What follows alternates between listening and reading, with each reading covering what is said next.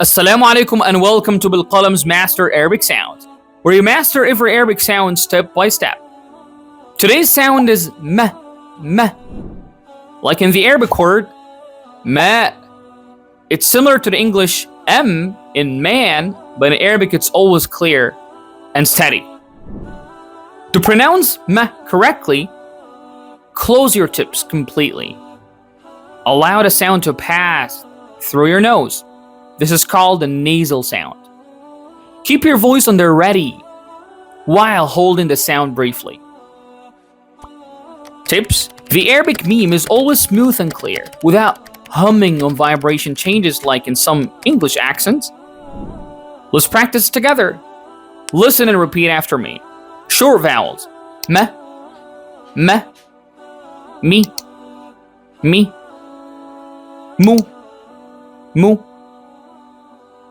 Long vowels: ma, ma, mi, mi, mu, mu. Now let's practice meme in real Arabic words. Beginning position: madrasa, madrasa. Middle position: samak, samak. Ending position: qalam, qalam.